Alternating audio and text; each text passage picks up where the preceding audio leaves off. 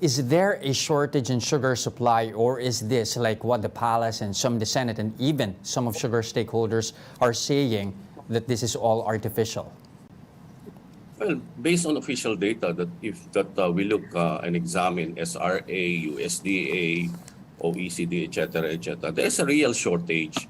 But the problem is there's a confusion between what they call the wash or raw sugar and the refined sugar. We are relatively sufficient in terms of the raw sugar. In fact, we have a thin from 2013 to 2021.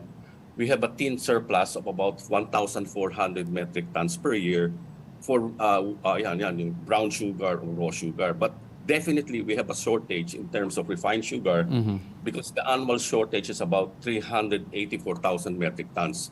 And these are the ones being used by your bottling companies, etc., food processor, etc., some of the food processors. So if we need to be able to distinguish between the two. And that's the reason why the refined sugar is so expensive.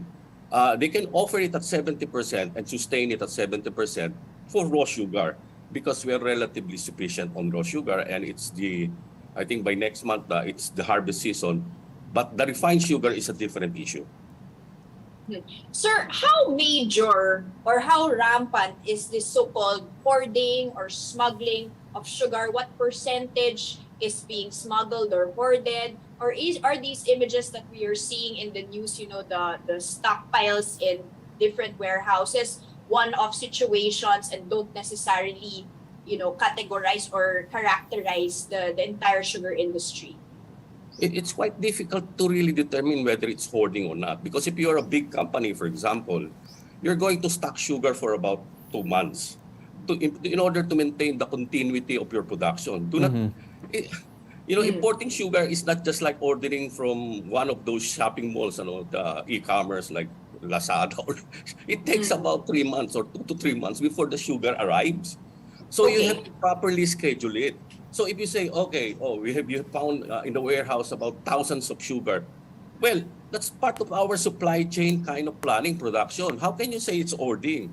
The big companies would do that for obvious reason. That's just a problem.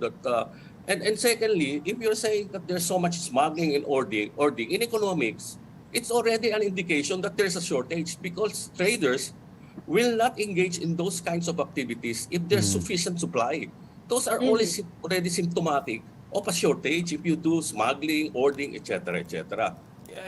You have the government at least now trying to come up with some immediate solutions, band-aid solutions, if we may call it that. I mean, for one, it's more or less a done deal, importation of 150,000 metric tons of sugar. Then at the same time, you have a price cap on sugar in the 3 larger super retailers.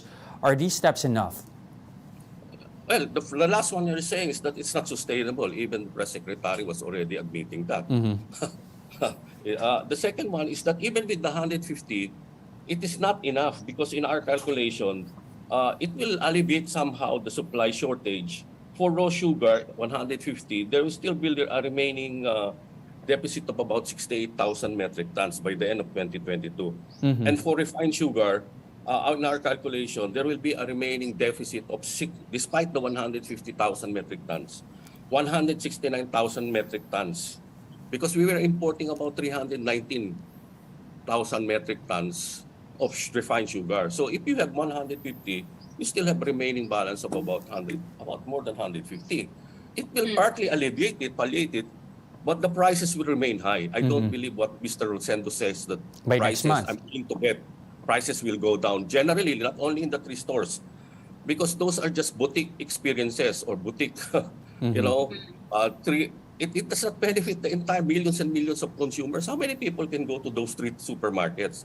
So in terms of policy, you come out with a policy that will provide the maximum benefit to the greatest number of people. It's not just 3 stores or something like that.